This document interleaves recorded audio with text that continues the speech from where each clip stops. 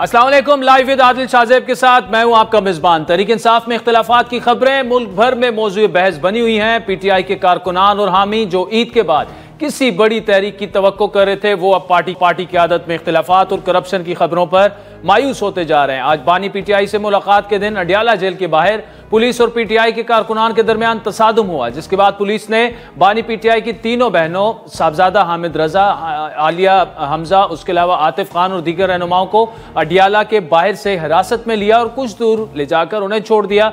लेकिन बानी पीटीआई की बहनों और दीगर रहनुमाओं ने पुलिस मोबाइल से उतरने से इनकार कर दिया, जिसके बाद पुलिस उन्हें लेकर एक करीबी वेडिंग हॉल ले गई और वहां उन्हें उतार दिया गया। आखिरी इत्तलात तक तमाम रहनुमा उसी वेडिंग हॉल के अंदर हैं, जबकि कारकुनान की बाहर तादाद जो है वो जमा है और पुलिस की भारी नफरी भी वहां पर मौजूद है। अडियाला जेल के बाहर सूरत हाल उस वक्त खराब हुई जब बकौले पीटीआई जिन लोगों के नाम फहरिस्त में दिए गए थे मुलाकात के लिए, उनकी बजाय दीगर लोगों को बानी पीटीआई से मुलाकात की इजाजत दी गई।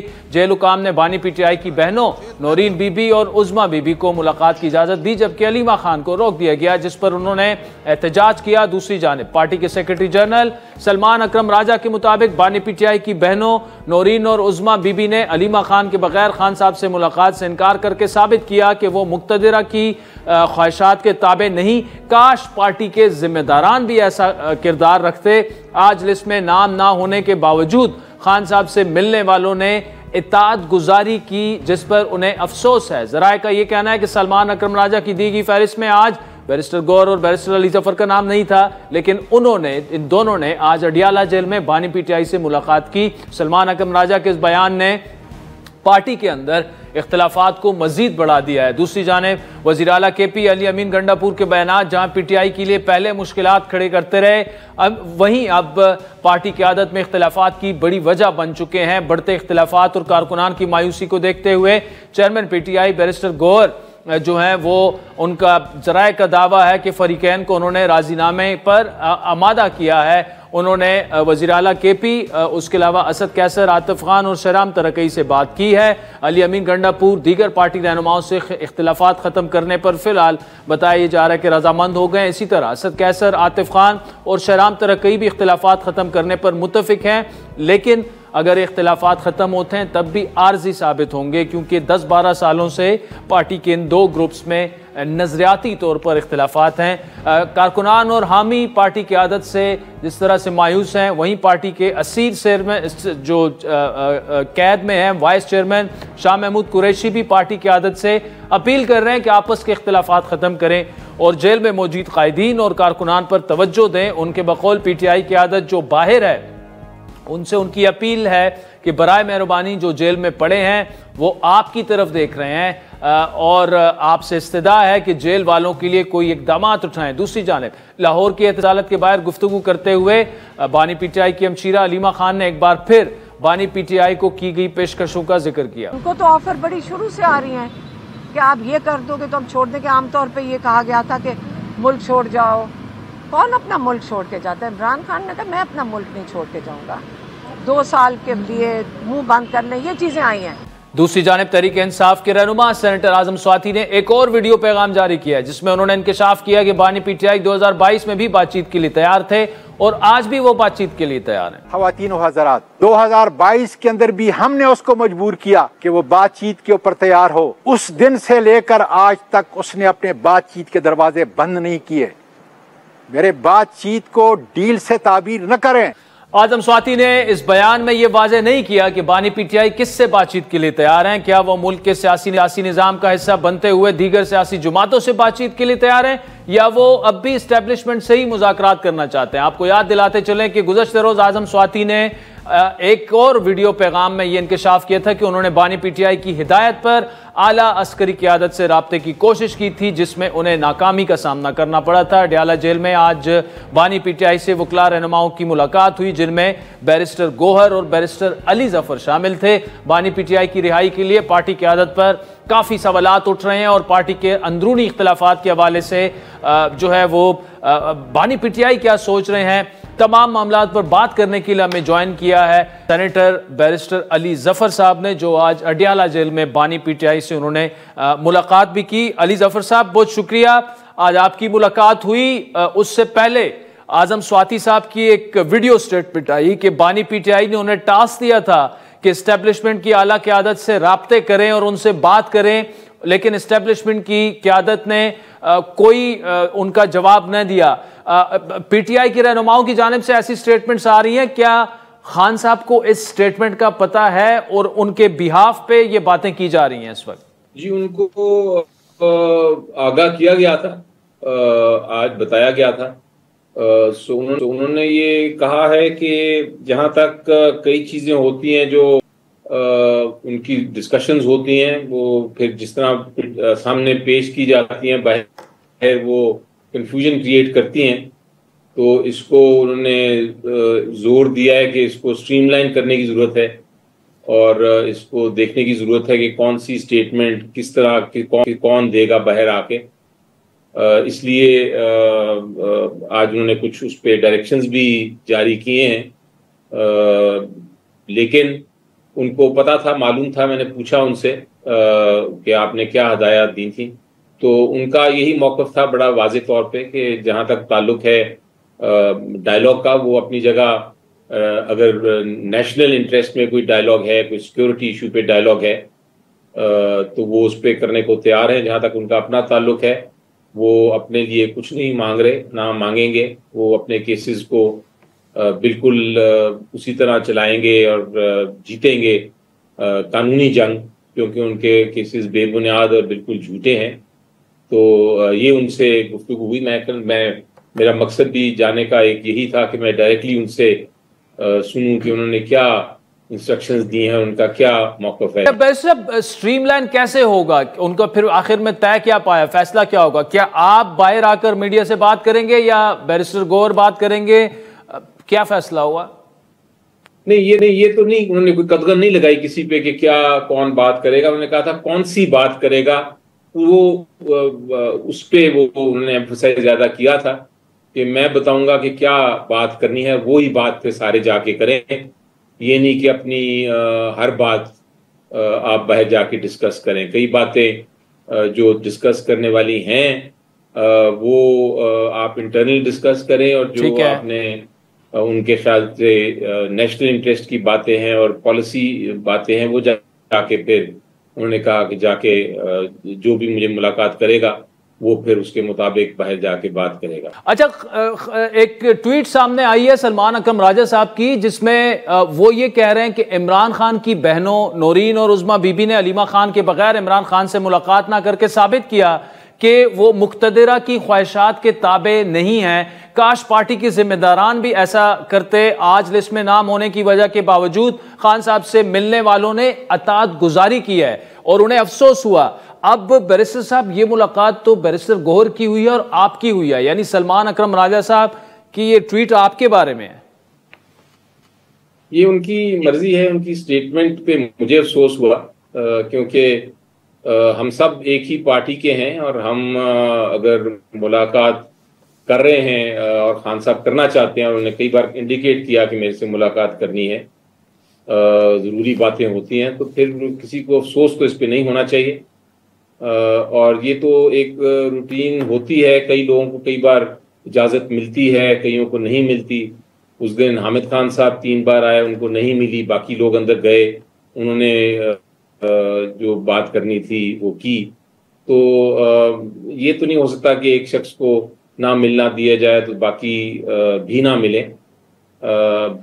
ایک پولیٹیکل پارٹی ہے، بہت بار ہوا ہے کہ کچھ لوگ گئے ہیں اندر، کچھ لوگ نہیں گئے، میرے ساتھ کئی بار ہوا کہ نہیں جانے دیا اور دوسرے موقعوں پہ جانے دیا۔ تو یہ ایک چل رہا ہے معاملہ، اب جیل میں ہیں وہ، ہمارے پاس کوئی ایسی اتھارٹی نہیں ہے کہ ہم جیل اتھارٹیز کو، یا ہمارے پاس ایسی طاقت نہیں کہ ہم اپنی ہر بات منوائیں اور جو بھی ملنا چاہتا ہے ملے۔ یہ ہو رہا ہے، تو اس لیے میں خیال ہے یہ ٹویٹ ان کی اپنی ایک ٹویٹ ہے، میں اس پہ زیادہ کامنٹ نہیں کروں گا، میں صرف یہ کہوں گا کہ ٹویٹ پہ افسوس۔ اچھا، خیبر پختونخوا میں جو پارٹی میں اختلافات ہیں، علی امین نے الزام لگایا تیمور جھگڑا پر کرپشن کا، اسد کیسر، عاطف اور شہرام پر الزام لگائے، پھر ان سب کی طرف سے سی ایم پر الزام لگایا گیا کہ آپ نے ٹکٹ کسی اور کے کہنے پر دیا ہے، ہمیں نہیں دیا۔ کیا عمران خان نے علی امین کو ہٹانے کا فیصلہ کر لیا ہے اور ان معاملات پر ان کی کیا رائے ہے کہ 4-5 اہم رہنماؤں نے وزیر اعلیٰ پر کرپشن کے الزامات لگائے؟ جی انہوں نے ہٹانے کی تو کوئی بالکل بات نہیں ہوئی، نہ کوئی انڈیکیٹ کیا انہوں نے، ایسی کوئی بالکل بات نہیں ہے. لیکن انہوں نے یہ ضرور کہا کہ پارٹی میں کوئی شخص بھی کسی کے خلاف بات نہیں کرے گا، نہ انہوں نے کسی کو اجازت دی ہے کہ کسی کے خلاف بات کریں. انہوں نے کہا ہے، سختی سے منع کیا ہے کہ آپ ایک دوسرے کے خلاف پبلکلی باتیں نہ کریں. اچھا، آج جو گرفتاریاں ہوئیں، کیا پی ٹی آئی کی، کیا یہ جو پروٹیسٹ تھا یہ پلانڈ تھا؟ کسی سے آپ کی بات ہوئی؟ جی دیکھیں، جو فیملی کی ملاقات تھی وہ ملاقات نہیں ہونے دی. اس کے بعد انہوں نے یہ کہا کہ علیمہ خان کے علاوہ جو 2 بہنیں ہیں وہ مل سکتی ہیں، لیکن سب نے یہ فیصلہ کیا کہ ہم اکٹھے ہی جائیں گے. اس کے بعد انہوں نے شاید سٹ ان کا فیصلہ کیا کہ ہم ادھر ایک پرامن پروٹیسٹ کے طور پہ وہ ڈیالہ سے تقریباً 1 کلومیٹر کے فاصلے پہ جہاں ان کو روکا گیا تھا، انہوں نے فیصلہ کیا کہ ہم وہاں بیٹھیں گے. تو جب وہ پولیس نے اجازت نہیں دی اور ان سے مذاکرات کچھ کیے، لیکن انہوں نے کہا کہ ہمارا اٹل فیصلہ ہے، ہم ادھر ہی بیٹھیں گے. اس کے بعد ان کو شاید اریسٹ کیا ہے یا نہیں یہ مجھے معلوم نہیں، لیکن ان کو سرٹنلی وہاں سے اٹھا دیا گیا. اچھا، ایک خبر چلی کہ جی امریکی ڈاکٹرز کے کسی وفد نے عمران خان سے ملاقات کی، بیک ڈور رابطے شروع ہو چکے ہیں. کل رانا ثناء اللہ صاحب نے اس چیز کو ڈینائی کیا کہ ایسی کوئی ملاقات نہیں ہوئی. آپ کے علم میں ایسے کوئی ہے؟ خان صاحب نے اس بارے میں کوئی بتایا آپ کو آج؟ جی دیکھیں، خان صاحب سے تو نہیں ملا کوئی، یہ تو واضح ہے. اگر کسی سے ملاقات ہوئی تو وہ اس وقت کی جو ہے وہ اپنی ہی کاوش یا اپنی ہی ان کی کوشش کی وجہ سے ملاقات ہوئی ہوگی. لیکن ایک چیز بڑی واضح آج عمران خان صاحب نے کہا ہے، اور انہوں نے یہ کہا ہے کہ جہاں تک تعلق ہے ڈائسپورا کا، یعنی جو پاکستانی ہیں باہر، اور اگر وہ کوئی کوشش کر رہے ہیں کسی فورم پہ یا جس طرح بھی وہ کسی چیز کو سپورٹ کر رہے ہیں، اس کا پی ٹی آئی سے ایسا کوئی تعلق نہیں. وہ اپنی ہی ان کی ایک کوشش ہے یا اپنی ہی ان کی سوچ ہے جس کے تحت وہ اپنی ملاقاتیں بھی کر رہے ہیں یا کوئی سجیشنز بھی دے رہے ہیں. وہ آفیشلی عمران خان صاحب کی اس کے اوپر کوئی انڈورسمنٹ نہیں یا کوئی انہوں نے ان کو نہیں ہدایت دی کہ اس طرح کریں. وہ تو آپ نے کلیریفائی کر دیا، لیکن انہی سرکلز میں سے کچھ لوگ سوشل میڈیا پر جو ہیں وہ اینٹی اسٹیٹ پروپیگنڈا اسے نام دیں، کچھ اور دیں، اور انہوں نے تصویریں عمران خان کی لگائی ہوتی ہیں، تو اس سے نقصان تو الٹا آپ کی پارٹی کو ہو رہا ہے. تو کوئی ایسا میکینزم نہیں آپ بنا سکتے کہ ایسے لوگوں کو کمپلیٹلی پبلکلی جو ہے ڈس ایسوسیٹ کر دیں پارٹی سے؟ ڈس ایسوسیٹ تو آپ اس حد تک ہی کر سکتے ہیں کہ آپ یہ کہیں کہ ہمارا یہ سٹانس نہیں ہے یا ہم اس کو نہیں انڈورس کر رہے ہیں یا اس کے ساتھ منسلک نہیں ہیں. لیکن سوشل میڈیا آپ کو میرے سے بہت بہتر پتا ہے کہ سوشل میڈیا ایک ایسی چیز ہے جس پہ نہ میں کنٹرول کر سکتا ہوں، نہ آپ کر سکتے ہیں، نہ کوئی حکومت کر سکتی ہے، نہ کوئی کر سکا ہے ابھی تک. سوشل میڈیا پہ ہر جو سوشل میڈیا کا جو استعمال کرنے والا شخص ہے وہ ایک طرح ایک اپنا ہی ایک جرنلسٹ ہے، اور وہ اس کی جو رائے ہے وہ اس پہ رائے کا اظہار کر سکتا ہے، جو ان کی سوچ ہے اس پہ سوچ کا اظہار کر سکتا ہے. اس پہ قدغن لگانا بڑا مشکل ہوتا ہے. اب اس میں ضرور یہ بھی ہوتا ہے کہ کئی اینٹی اسٹیٹ ایلیمنٹس ہیں جو استعمال کیے جا رہے ہیں، کئی فکشنل اکاؤنٹس ہوتے ہیں جو کہ آپ کے دشمن ممالک بھی استعمال کر سکتے ہیں، اور کئی جینوئن لوگ بھی ہوتے ہیں جو اپنا وہ ایک یقین رکھتے ہیں اور ایک بلیف رکھتے ہیں اور وہ بات کرتے ہیں. تو بڑا مشکل ہے کہ آپ یہ سب کو کنٹرول کریں ایک ساتھ. صرف ہماری تو یہ یا میری تو ذاتی طور پہ یہی انسٹرکشنز ہوتی ہیں جو بھی میڈیا استعمال کرنے والے ہیں سوشل میڈیا کے، آپ اس کو ایک طرح سے ایک باؤنڈری میں رہ کے، ایک حدود میں رہ کے، انسانیت کے حدود میں رہ کے، پاکستانی ہونے کی ناطے، پاکستانی نیشنلسٹ ہونے کے ناطے اس حدود میں رہتے ہوئے آپ اس کو استعمال کریں۔ آخر میں صاحب مولانا سے معاملات کہاں پہنچے؟ عید کے بعد آپ نے تو تحریک چلانی تھی، اب پارٹی کے اندرونی اختلافات اس نہج پر پہنچ گئے کہ شاید آپ کی پارٹی وہ تحریک چلانے کی پوزیشن میں ہی نہیں ہے۔ علی امین اٹھتے ہیں ہر دوسرے دن مولانا کے خلاف بیانات دے دیتے ہیں، گرینڈ الائنس کیا کہہ رہے ہیں خان صاحب، کیا ہونا چاہیے؟ جی دیکھیں، اس پہ بھی کچھ تھوڑی گفتگو ہوئی تھی اور انہوں نے کہا تھا کہ یہ الائنس جو ہے اپوزیشن کی ضروری ہے، اس الائنس کو اپوزیشن کا ایک پرنسپلز پہ، اصولوں پہ ایک اتحاد ضرور ہونا چاہیے اور اس کی آپ کوشش کرتے رہیں، اور جس طرح جہاں جہاں اس الائنس میں یا اس کوشش میں کہ ایک اپوزیشن کا اتحاد ہو، جہاں جہاں دراڑیں آ رہی ہیں یا مسئلے ہیں ان کو حل کرنے کی کوشش کریں۔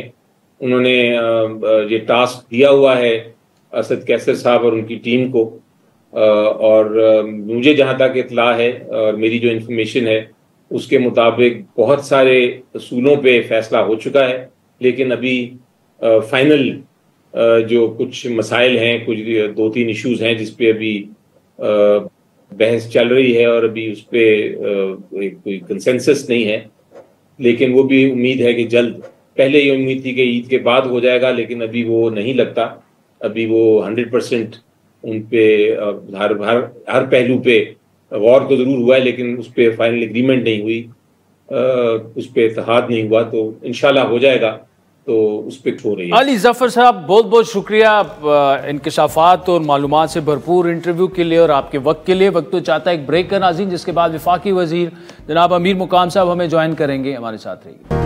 ویلکم بیک ناظرین۔ بریک سے پہلے تحریک انصاف کے سینئر رہنما اور معروف لائر بیرسٹر علی ظفر کی گفتگو آپ نے سنی، جن کی عمران خان سے آج ملاقات بھی ہوئی۔ اس وقت ایز وی اسپیک تو بتایا یہ جا رہا ہے کہ عمران خان صاحب کی بہنیں جو ہیں وہ اریسٹڈ ہیں، انہوں نے آج احتجاج وغیرہ بھی کیا اور اس پر ہم نے علی ظفر صاحب کی بھی رائے جانی۔ اس وقت مسلم لیگ نون کے سینئر رہنما صوبائی جو صدر ہیں پختونخوا کے اور وفاقی وزیر برائے امور کشمیر اور سیفران امیر مقام صاحب ہمارے ساتھ موجود ہیں۔ امیر مقام صاحب بہت شکریہ۔ ہر طرف یہی خبر فلیش ہو رہی ہے کہ بہنوں کی گرفتاری ہو گئی ہے خان صاحب کی، اور یہ کوئی اچھا میسج نہیں جا رہا آپ کی حکومت پر کہ اس طرح کی گرفتاریاں جو ہیں فیملی کی، اور اس کی وجہ کیا بنی، اور انہیں میرا خیال ہے کہ ریلیز کر دینا چاہیے۔ میں نے بھی ابھی آپ سے تھوڑا ٹائم پہلے، میں تو خود بہت بزی تھا سارا دن میٹنگز میں، ابھی آپ کے پروگرام کے لیے میٹنگ سے فارغ ہو گیا، تو کئی میٹنگ سے تو میں نے بھی ابھی نکل کے اپنے سٹاف سے سنا کہ اس طرح، تو میں خود بھی کہتا ہوں اس بات کا قائل ہوں، مجھے اندر مزید حقیقت کا پتہ نہیں ہے، مگر جو بھی تھا اس طرح خواتین کا اور بہنوں کی گرفتاری کا میسج دینا کوئی اچھی بات نہیں ہے۔ میں خود بھی یہ کہتا ہوں کہ کوئی اچھی بات نہیں، بغیر کسی بڑی جرم، کسی بڑی بات اس کی، تو ایک اچھا میسج اس سے نہیں جاتا۔ اگر اس طرح ہوا ہے، اور پھر فور ان کو ریلیز کر لینا چاہیے، اگر ابھی تک نہیں کیے تو ان کو ریلیز کر لینا چاہیے۔ ٹھیک ہے، بڑا کلیئر ہیڈڈ سٹانس ہے آپ کا امیر مقام صاحب اس پہ۔ اچھا امیر مقام صاحب، ایک اور اہم معاملہ آپ کی گورنمنٹ کو، یہ جو کینال نہروں والا معاملہ ہے، پیپلز پارٹی ٹس سے مس نہیں ہو رہی، وہ شدید اس پہ ناراض ہیں اور یہاں تک کہہ چکے ہیں کہ ہم حکومت سے پیچھے ہٹ سکتے ہیں اور یہ اعلان ہم کسی بھی وقت کر سکتے ہیں۔ وجہ، بنیادی وجہ کیا ہے؟ کیونکہ مراد علی شاہ صاحب تو یہ کہہ رہے ہیں کہ یار آپ سی سی آئی کا اجلاس تک نہیں بلا رہے، اگر آپ کے دل میں کوئی چور نہیں ہے تو کہاں تک پہنچا یہ معاملہ؟ یہ بات میں اس پر ذرا تفصیلاً بات کر لینا چاہتا ہوں، اور میں کہتا ہوں کہ ابھی جو نہروں کا معاملہ ہے یہ ابھی ٹیکنیکل ایشو نہیں رہا بلکہ پولیٹیکل ایشو رہا، اور جس طرح کالا باغ کا ہم نے دیکھا تھا، تو کالا باغ ڈیم بنانے کا ایشو پھر ٹیکنیکلٹی پر نہیں رہا کہ واقعی جس طرح کے پیچھے کے خدشات تھے کہ واقعی نوشہرہ ڈوب رہا ہے، سوابی ڈوب رہا ہے ڈیم بننے سے، اور جس طرح سندھ کے تحفظات تھے کہ واقعی ڈیم بننے سے جو flow of the river dam تھا کہ اس سے واقعی نہریں نکالنے تو اسے تھے ہی نہیں کہ اسے وہی ڈیزرٹ بن جائے گا نیچے سندھ، تو پھر وہ ایک سیاسی ایشو بن گیا۔ آپ کے ساتھ جتنے بھی دلائل تھے اور آپ دے رہے تھے تو پھر وہ کام نہیں کر رہے اور آج تک نہیں کر رہے. اسی طرح جو یہ بات ہے کہ پنجاب والے نہریں نکالیں گے اور سندھ کی پانی لے گی، تو یہ نہیں، اس کی تو ایک کلیئر کٹ تقسیم ہے، ڈسٹریبیوشن ہے، جو واٹر منسٹری دیکھ رہا ہے ارسا کے تھرو، اور ہر ایک صوبے کا اپنا شیئر ہے. کوئی صوبہ فار ایگزامپل ہم اپنا حق بھی نہیں لے رہے، کے پی کا جتنا رائٹ ہے جتنا حصہ ہے تو اس کو ہمارے ساتھ دے رہے ہیں ہی نہیں، تو ہم وہ لے ہی نہیں رہے. ہر ایک کا اپنا حصہ، پنجاب کا اپنا حصہ ہے اور اس کا سندھ کا اپنا حصہ ہے. تو یہ بات تو ہو ہی نہیں سکتی کہ ایک صوبہ دوسرے صوبے کا حصہ لے گا، وہ تو ہو نہیں سکتا. یہ پیپل پارٹی والے بھی سمجھتے اور اس کے ٹیکنیکل لوگ بھی سمجھتے ہیں، مگر ان کے لیے بیچاروں کے لیے بھی ابھی ایشو بن گیا ہے وہی کالا باغ کی طرح سیاسی ایشو بن گیا. آپ جو بھی گئے ہر طرف سے ان پر بھی بمباری ہو رہی ہے کہ کوئی سندھ کے پانی بیچ لیا اور یہ ہو گیا اور وہ ہو گیا. تو ان کی اپنی مجبوری ہے، ہر ایک کوئی پالیٹکس بھی کرنا ہے اور سیاست بھی کرنا ہے. جب ایک چیز اس طرح سر عام ہو جائے تو پھر اس کے ساتھ بھی دوسرا چارہ نہیں رہتا ہے. تو یہ بات ہے سارے انشاءاللہ تعالیٰ باہمی اتفاق رائے سے کنسس سے ہمیں ان کی مجبوریوں کا بھی احساس ہے اور احساس ہمیں ہونی چاہیے. ہماری ایک گورنمنٹ ہے، ایک ہی ساتھ ہے اور ایک دوسرے کے تعاون سے چل رہا ہے. تو ابھی جو ایشو آپ کہہ رہے ہیں بار بار، تو یہ صرف ابھی ایک سیاسی ایشو بن رہا ہے. ایک طرف ان پر بھی یہ بلیم کہ آپ نے پوری سندھ کی پانی بیچ دی، جو دوسرے جماعت ہے کوئی نیشنلسٹ دوسرے وہی بات کر رہے ہیں. تو اس کو بھی پتہ ہے ٹھیک ٹھاک ہے، نہ کوئی ایک انچ پانی سندھ کا لے سکتا ہے اور نہ لے گا. سندھ کا جو حق ہے سندھ کو ملے گا، مگر ایک سیاسی ایشو بن گئے تو اس کو ابھی سیاسی طریقے سے ہینڈل کر لینا چاہیے، یا تو ان کو کنونس کر لینا چاہیے. کافی ڈیبیٹ سے سارے لوگ جو کنونس نہیں ہے کہ سچ اس طرح بات نہیں ہو سکتی. اگر وہی نہیں ہو پا رہا ہے تو ان کی سیاسی مجبوریوں کو پھر دیکھ لینا چاہیے. اچھا امیر مقام صاحب، تو اس میں مختصراً یہ بتائے گا کہ یہ جو سی سی آئی کا اجلاس ہے، کونسل آف کامن انٹرسٹ کا، وہ کیوں نہیں گورنمنٹ بلا لیتی اور اس میں بیٹھ کے سارے سی ایم صاحبان اور پی ایم صاحبان اب یہ معاملہ حل کر لیں جس طرح؟ نہیں، مطلب ہے وہی اجلاس بھی بلائے گا اور وہ ہو بھی جائے گا، مگر اس کے علاوہ وہ اجلاس تو اپنا اس میں چاروں صوبوں کے لوگ ہوں گے اور وہ سارے اس میں آئیں گے، وہ تو اپنی جگہ ایک بات ہے. مگر اس کے علاوہ بھی سندھ والے اور فیڈرل گورنمنٹ والے، مسلم لیگ والے تو ہر وقت بیٹھتے اٹھتے اور ایک دوسرے کے ساتھ یہ سارے ایشوز ڈسکس کرا رہا ہے. یہ تو میں نے آپ کو کہہ دیا، اس طرح کوئی ایشو نہیں. ابھی ایشو پیورلی سیاسی ہے، تو انشاءاللہ تعالیٰ سیاسی طریقے سے اس کو دیکھ لیا جائے گا اور ریزالو ہوگا. اس طرح کوئی بات نہیں کہ واقعی سندھ کا حصہ لیا جا رہا ہے، اس طرح بات تو ہے نہیں. مگر ان کی بھی مجبوری ہے، جو ہم بھی سیاسی لوگ دیکھ رہے ہیں. میں نے آپ کو وہی مثال دی جب کالا باغ کی بات ہو رہی تھی، تو میں آپ کو تاریخی بات بتاؤں گا. یہ جو ناصر شاہ صاحب ہے، یہ ہمارا پی ملکیوں کا ڈسٹرکٹ ناظم تھا اور ہم سندھ گئے تھے، اس نے جلسہ کیا تھا سکر میں. تو لیاقت جتوئی واٹر اینڈ پاور کا منسٹر تھا، وہ اتنا جرت نہیں کر سکتا کہ وہ جلسے میں آتا. پھر اسے پوچھا گیا کہ آپ جلسے میں، اور وہی جو ہمارا چیف منسٹر تھا وہ بھی کہتا ہے کہ یہ نام ہی نہ لے ہم یہاں رہیں گے کس طرح. تو بعض اوقات چیز اس طرح بن جاتی ہے. تو ابھی جو حالات ہم دیکھ رہے ہیں اور ان پر پیپل پارٹی پر بمباری دیکھ رہے ہیں، تو ہمیں ان کو بھی ریئلائز کر لینا چاہیے، ان کا کوئی وے آؤٹ نکالنا چاہیے. ٹھیک ہے امیر مقام صاحب، آپ ہمارے ساتھ موجود رہے گا. بات کریں گے 2 روزہ پاکستان انویسٹمنٹ فورم کی. ناظرین، دنیا بھر کی معیشتیں جو ہیں اس وقت قرضوں اور تجارتی خسارے میں کمی کے لیے کوشاں ہیں. ایسے میں پاکستانی معیشت کے لیے ایک مثبت خبر ہے کہ پاکستان میں 2 روزہ منرل انویسٹمنٹ فورم کا آغاز ہو چکا ہے. اس فورم میں چائنا، سعودی عرب، رشیا، فن لینڈ اور ترکی سمیت دیگر ممالک کے وفود شریک ہیں. اس طرح فورم میں 300 غیر ملکی نمائندے بھی شریک ہیں، جن میں آذربائیجان، سعودی عرب، چائنا، امریکی محکمہ خارجہ کے علاوہ US ایگزم بینک جو ہے ایشیائی ترقیاتی بینک اور ڈنمارک، کینیا، فن لینڈ اور برطانیہ سے جو کافی بڑی بڑی کمپنیاں ان کے سربراہان یہاں آئے ہیں اور شریک ہیں اس میں، جبکہ پاکستان منرل انویسٹمنٹ فورم میں معدنی وسائل کی تلاش کے لیے پاکستانی کمپنیوں کے چین، برطانیہ، ساؤتھ افریقہ، رشیا اور دیگر ملک کی کمپنیوں کے ساتھ سمجھوتوں پر دستخط ہوئے۔ چائنیز کمپنی نے جیولوجیکل جو سروے ہے، رشیا کمپنی کی جو سائنٹیفک ریسرچ ہے، جبکہ ڈیجیٹلائزیشن اور جدید ٹیکنالوجی پر پاکستان اور ساؤتھ افریقہ کی کمپنی نے MOUs پر دستخط کیے۔ اسی طرح بلوچستان کی جو مائنز اینڈ منرلز ہیں اور معدنیات کے محکمے ہیں اور چائنیز کمپنی ہے MCC، ان کے درمیان MOU کا تبادلہ ہوا۔ ماڑی منرلز نے لیبیا مائننگ جو ہے وہ PPL نے میسٹرو اور باٹی لمیٹڈ کے ساتھ MOUs پر دستخط کیے۔ ساتھ ہی بلوچستان میں ترقیاتی منصوبوں کے لیے FWO، نادرن مائننگ، BMRL اور مقامی عمائدین میں MOU کا تبادلہ کیا گیا۔ فورم سے خطاب کرتے ہوئے پاک فوج کے سربراہ جنرل عاصم منیر کا یہ کہنا تھا کہ عوام کے پیروں کے نیچے وسیع معدنی ذخائر، ہاتھوں میں مہارت اور شفاف معدنی پالیسی کے ہوتے ہوئے مایوسی اور بے عملی کی کوئی گنجائش نہیں۔ ان کے بقول انہیں پختہ یقین ہے کہ پاکستان عالمی معدنی معیشت میں ایک رہنما کے طور پر ابھرنے کے لیے تیار ہوگا۔ ان کا کہنا تھا کہ آپ پاکستان پر اعتماد پارٹنرز کے طور پر بھروسہ کر سکتے ہیں۔ پاک فوج اپنے پارٹنرز اور سرمایہ کاروں کے مفادات اور اعتماد کے تحفظ کے لیے ایک مضبوط سیکیورٹی فریم ورک اور فعال اقدامات کو یقینی بنائے گی۔ وزیر اعظم شہباز شریف کے بقول پاکستان کی زرخیز سرزمین جو ہے کھربوں ڈالر مالیت کے ذخائر اس میں موجود ہے۔ Pakistan has been blessed by Allah Almighty, infinite natural resources from the rugged mountains of Balochistan to snow-covered mountains of KP to pristine tips of Gilgit-Baltistan, Azad Kashmir, and then to the valleys of Sindh and plains of Punjab.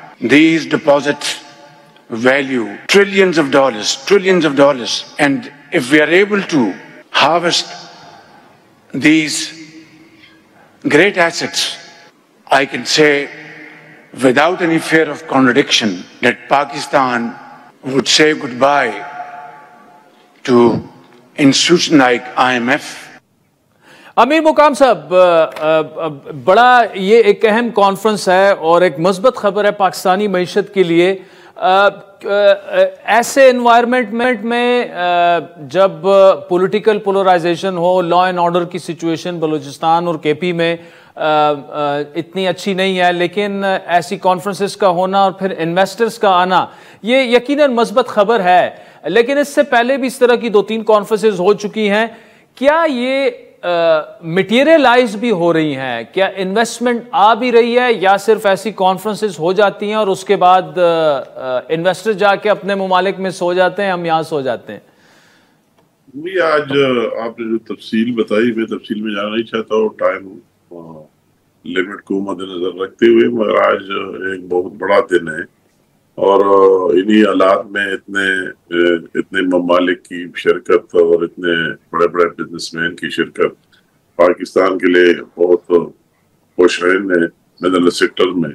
اور ابھی جو پاکستان نے programme دیا پھر تو کافی مشکل تھا کسی کا آنا اور آگے رن کرنا، اور ابھی G2G سے نکل گورنمنٹ ٹو گورنمنٹ سے businessman to businessman پر چلے گئے، اور SIFC کے ذریعے ون ونڈو آپریشن اور سارے فیسلٹیز اور سہولیات کی بات کی گئی، اور وہی جو پوٹینشل ہے پاکستان کے میں خاص کر معدنیات کی سیکٹر میں اس کو ہائی لائٹ کر دیا گیا، پورا دنیا کو دکھایا کہ بلوچستان میں کتنے ذخائر ہے، KP میں کتنے کیا ہے، GB میں کیا ہے، اور ریجن میں کتنا ہے، اور سب کو یہ ریئلائز بھی ہوا اور سب کو اندازہ بھی ہو گیا۔ تو یہ بالکل حکومتی وقت کی ذمہ داری ہے، اور انشاءاللہ تعالیٰ اپنی ذمہ داری پورے کرے گا کہ وہی سیکیورٹی کے حالات ہے اس پر انشاءاللہ تعالیٰ قابو پائیں گے ہماری گورنمنٹ، اور چیف آف آرمی اسٹاف میں اس کی بھی اگر ذکر نہ کرو مناسب نہیں ہے، اس میں اس کا بہت بڑا انپٹ ہے، بہت بڑا حصہ ہے، ذاتی دلچسپی ہے اس میں اس کا انپٹ رہا ہے۔ اور اس طرح شہباز شریف صاحب کا جس کا تو ہے بھی مشن اور مقصد سارا کام دن رات، تو دونوں مل کر ملٹری لیڈرشپ اور ہماری فیڈرل گورنمنٹ آپس میں مل کر اس چیز میں اتنی کامیابی، یہی بھی بڑی بات ہے. انشاءاللہ تعالیٰ ہمیں مایوس نہیں ہونا چاہیے. جو آپ نے بات کی ہے، بہت سے انویسٹر آ بھی رہے، بہت سے معاہدے بھی ہوئے جس کا آپ نے ذکر بھی کر دیا، اور انشاءاللہ اس کی امپلیمنٹیشن بھی ہوئی. جب آپ کی ایک ول ہو، ایک جذبہ ہو، اور آپ صرف مصلوحیت کے لیے اور ٹائم گزارنے کے لیے نہیں بلکہ دل سے کام کرتے ہیں، تو اللہ تعالیٰ اس میں مدد کرتے ہیں اور آخر اس میں کامیابی ہوگی. اور ہم دیکھ رہے ہیں کہ جتنے ذخائر پاکستان کی پہاڑوں کے اندر دبے ہوئے ہیں، انشاءاللہ تعالیٰ یہ نکلیں گے، اور پاکستان ہماری سوچ سے بھی زیادہ باہر انشاءاللہ تعالیٰ اب آگے جائے گا. چلیں، امیر مقام وفاقی وزیر برائے سیفران ہمارے ساتھ موجود تھے، بہت بہت شکریہ. ناظرین، وقت چاہتا ہے ایک بریک کا، جس کے بعد پاکستانی معیشت پر ہی بات کریں گے. سابق وفاقی وزیر تجارت ہمایوں اختر خان ہمیں جوائن کریں گے ہمارے ساتھ. ویلکم بیک ناظرین. آپ نے بیرسٹر علی ظفر اور وفاقی وزیر امیر مقام کو سنا. سیاسی معاملات پر بھی بات ہوئی، کچھ معاشی معاملات پر بھی بات ہوئی. 2 روزہ پاکستان منرلز انویسٹمنٹ فورم کا آغاز آج ہو چکا ہے، جس میں کافی ممالک کے مندوبین، وفود جو ہیں اور معاہدے بھی سائن ہو رہے ہیں. آج چیف آف آرمی سٹاف اور پرائم منسٹر نے بھی اس کا باقاعدہ افتتاح کیا، وہاں پر خطاب کیا. پھر پاکستانی معیشت کو اگر دیکھا جائے تو کچھ مثبت خبریں ایسے آئیں کہ آئی ایم ایف سے معاملات طے پا چکے ہیں. انفلیشن جو ہے وہ کافی نیچے چلی گئی ہے، سٹیگرنگ 38% سے. انٹرسٹ ریٹ جو کہ مزید نیچے آنا چاہیے اب، لیکن پھر بھی تقریباً 23-24% سے 12% پہ وہ آ چکا ہے. اور بجلی کی یونٹ میں بھی تقریباً 7.5 روپے فی یونٹ کمی جو ہے، یہ کریڈٹ تو حکومت کو جاتا ہے، لیکن چیلنجز ابھی بھی ہیں. تفصیلی گفتگو کریں گے. ہمارے ساتھ سابق وفاقی وزیر تجارت ہمایوں اختر خان صاحب موجود ہیں، جو بڑا ایک زبردست کالم لکھتے ہیں اسپیشلی فائنانس اور اکانومی پہ. خان صاحب بہت شکریہ. سر، ایک تو یہ بتائیے گا، یہ جو منرل انویسٹمنٹ فورم ہے، انکریجنگ تو ہے کہ انویسٹرز پاکستان آنا شروع ہو گئے ہیں، لیکن حکومت کا تو یہ دعویٰ ہے کہ اتنے معدنی ذخائر ہمارے پاس ہیں کہ ہماری آئی ایم ایف سے جان چھوٹ سکتی ہے. اللہ کرے ایسا ہو، لیکن یہ چیزیں آپ کو مطلب مٹیریلائز ہوتی نظر آ رہی ہیں، اور جو انویسٹرز آتے ہیں یہ ایم او یوز ہوتے ہیں. کیا یہ بات آگے بڑھے گی اس سے؟ جی دیکھیے عادل، میں جب کامرس منسٹر تھا پاکستان کا، تو میرا ایک واشنگٹن کا دورہ ہوا، تو مجھے ملنے کا اتفاق ہوا یو ایس جیولوجیکل سروے کے لوگوں سے. تو انہوں نے مجھے بتایا کہ پاکستان میں جو منرل ڈپازٹس ہیں، جو ہائیڈرو کاربنس ہیں، یہ بہت بے تحاشا کول بے تحاشا مقدار میں اویلیبل ہیں، اور your country can become a rich country. Now having said that, unfortunately جو ہمارا ایپیسوڈ ہوا بیرک گولڈ کے ساتھ، یہ ریکو ڈیک والے جو ہیں، it's one of the largest companies in the world, but fortunately اب امیکیبلی ریزالو ہو گیا ہے. سو ایک تو میں یہ کہوں گا کہ ہمارے پاس ریکو ڈیک ماڈل موجود ہے فار فورن انویسٹر. اس میں انویسٹمنٹ فورن ہی آئے گی، ان کے پاس ٹیکنالوجی بھی ہے، they have deep pockets. And therefore I feel کہ یہ کیونکہ we already have a model which to some extent can be pursued by other investors. تو یہ جو کانفرنس ہو رہی ہے، اس کے خاطر خواہ نتائج نکلیں گے. بہرحال ایم او یو ہوتا ہے جی، اس کے بعد بہت لمبا پروسیس ہوتا ہے، فیزیبلٹیز بنتی ہیں. اور ایک چیز جو ہے، جو جس ورڈ آف کاشن، کہ یہ علاقے جہاں یہ ہمارے منرل ڈپازٹس ہیں، انفارچونیٹلی اس میں فی الحال سیکورٹی ایشوز ہیں، بٹ میں امید کرتا ہوں کہ پاکستان کی سیکورٹی اسٹیبلشمنٹ ان پہ قابو پا لے گی، تاکہ جو فارن انویسٹرز ہیں وہ جب اپنا کاروبار کریں تو ان کو کم از کم سیکورٹی ایشوز نہ ہوں. لیکن very definitely Adil, this can be a game changer for Pakistan. میں آپ کو بتا سکتا ہوں کہ اس وقت چائنا سے ڈیمانڈ بڑھتی جا رہی ہے. اب چھوٹی چھوٹی کوانٹیٹیز جا رہی ہیں, لیکن چائنا کی جو منرل ریکوائرمنٹس ہیں وہ بڑھتی جا رہی ہیں. I know that for a fact, so that is a good sign. ٹھیک. اچھا خان صاحب, دوسرا یہ بتائے گا کہ یہ آپ نے تو بڑی انکریجنگ بات کی کہ جی this can be a game changer, اور اس میں آبویسلی چیلنجز اور یہ ساری چیزیں اپنی جگہ پہ. ابھی تک گورنمنٹ کی جو پرفارمنس رہی ہے اس کا ہمیں جو ٹرکل ڈاؤن ایفیکٹ ہے وہ ایز سچ فی الحال نظر نہیں آ رہا. Will it take some more time? مطلب اب دیکھیں 7-7.5 روپے فی یونٹ جو ہے اس میں کمی, یہ انفلیشن پہ جو ہے اس کا اثر ہونا چاہیے. کیا وجوہات اس کی کیا ہیں اور کتنا ٹائم لگے گا جو ان کی ابھی تک پرفارمنس رہی ہے 1 سال میں کہ ہمیں تھوڑا بہت بزنس ایکٹیویٹی جنریٹ ہوتے نظر آئے؟ عادل دیکھیے, جو کچھ چیزیں بہتر ہوئی ہیں, آپ نے ابتدا میں کہا کہ انٹرسٹ ریٹس کم ہوئے ہیں, سب کی خواہش ہے کہ اور کم ہو, لیکن آئی تھنک تھوڑا سا ذرا محتاط رویہ اختیار کرے گا اسٹیٹ بینک. نمبر 2, کرنسی میں اسٹیبلٹی آئی ہے. نمبر 3, انفلیشن ویری ڈیفینیٹلی بہت کم ہوئی ہے. یہ تو پازیٹیو چیزیں ہیں. دیکھیے دنیا بڑی تیزی سے بدلی ہے, اور ہمارا مسئلہ یہ ہوا ہے کہ 2008 کے بعد ہماری جو ٹوٹل ڈیٹ اینڈ لائبلٹیز ہیں وہ 6 گنا بڑھ گئی ہیں. ہمارے فسکل ڈیفیسٹ 7-8% تک ہیں.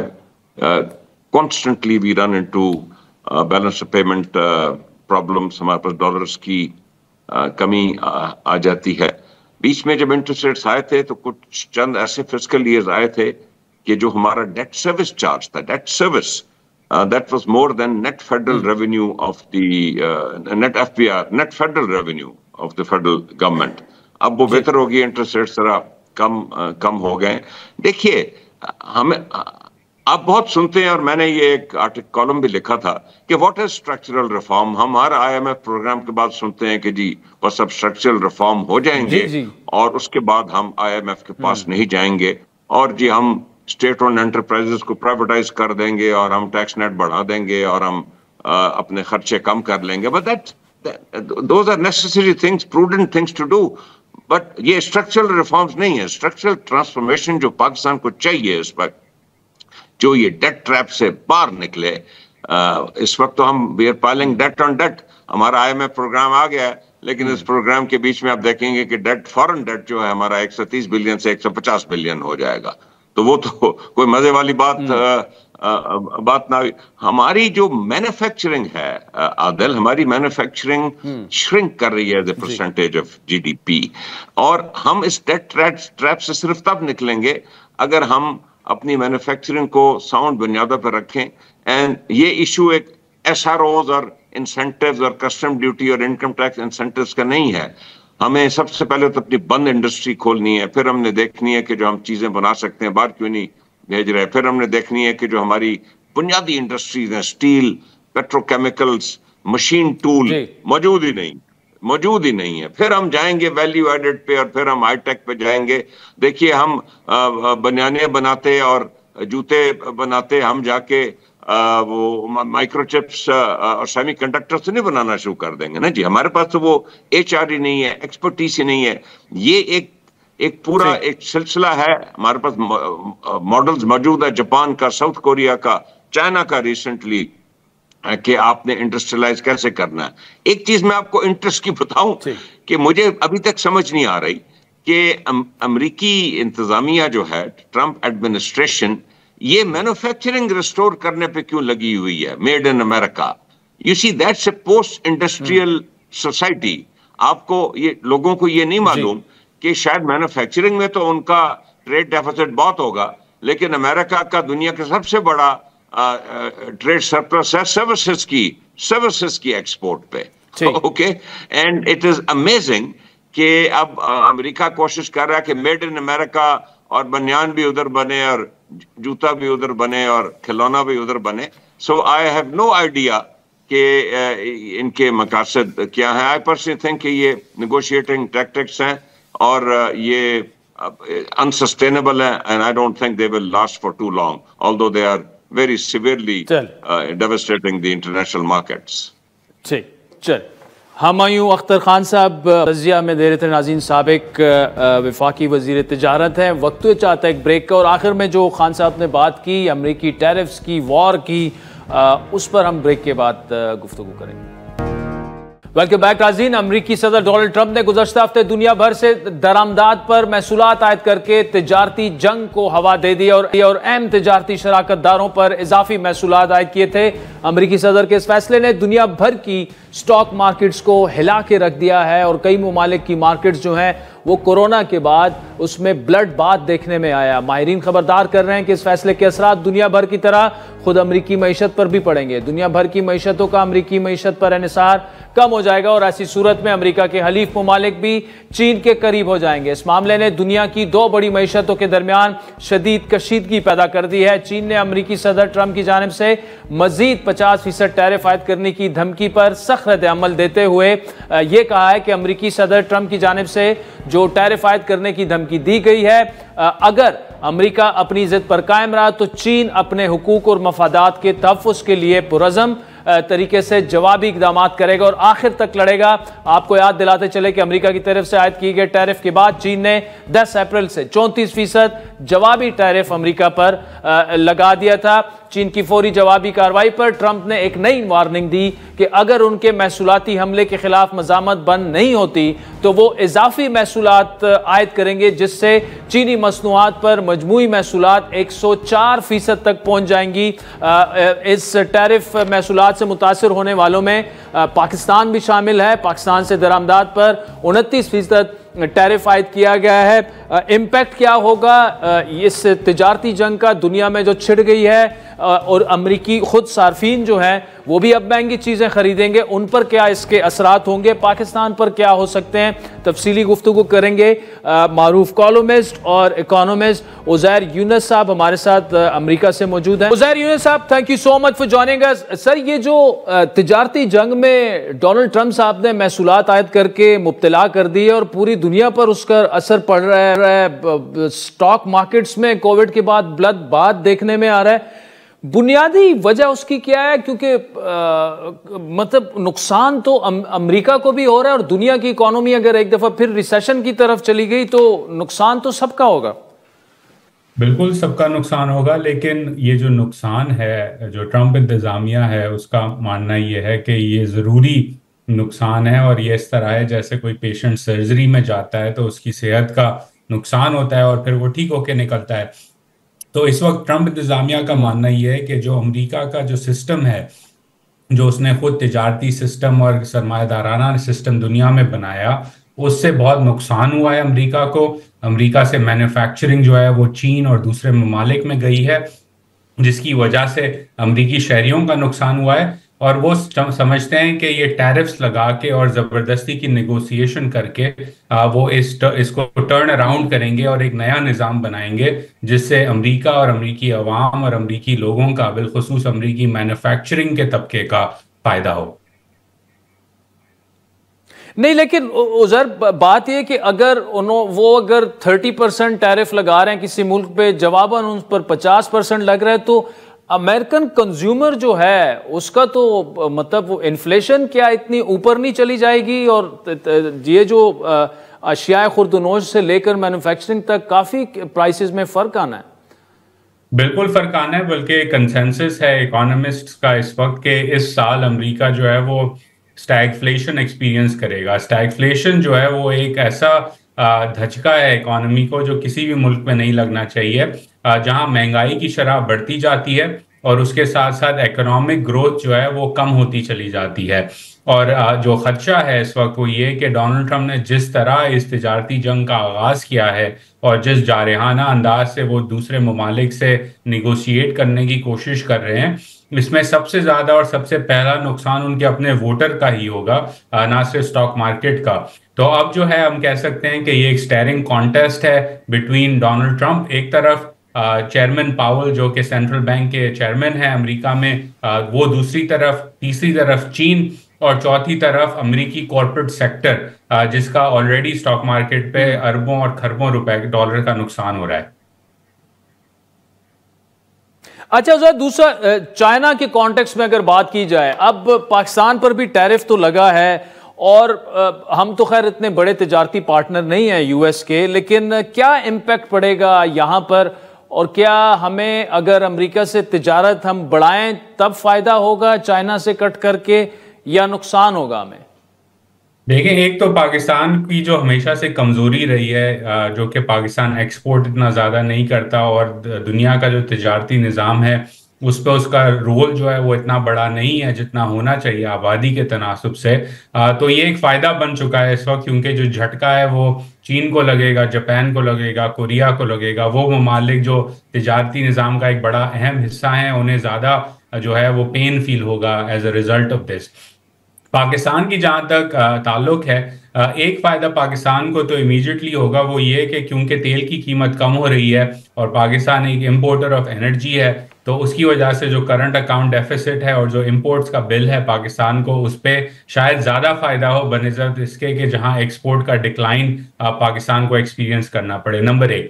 نمبر 2، جہاں پرابلم آ سکتی ہے پاکستان کو، وہ یہ کہ جو ایکسیس کیپیسٹی اب ہوگی دنیا میں چین، ویتنام، جاپان، کوریا سے، اس کی وجہ سے جو چیزوں کی میں جو پرائسز میں کمی آئے گی دنیا کی مارکیٹ میں، امریکہ میں نہیں دنیا کی مارکیٹ میں، اس کی وجہ سے ہم ایک انفلو دیکھ سکتے ہیں سستے امپورٹس کا، جو کہ پاکستان کے انڈسٹریل اور مینوفیکچرنگ سیکٹر کو اور زیادہ بڑا دھچکا دے. ایک اس کا ایگزامپل ہم نے پچھلے 4 سے 5 سالوں میں دیکھا ہے کہ دنیا میں جب سولر پینل کی قیمتیں بہت تیزی سے کم ہوئی، اس کی وجہ سے پاکستان میں سستا سولر پینل بہت تیزی سے آیا، اور اب جو ہے پاور منسٹری نیٹ میٹرنگ اور سولر پینل پالیسی کو ایک بار پھر ریویو کر رہی ہے. تو ایک ایکسپیکٹیشن ہے کہ پاکستان کے اندر سستی چیزوں کا جو ہے ایک انفلکس آ سکتا ہے، بالخصوص چین سے.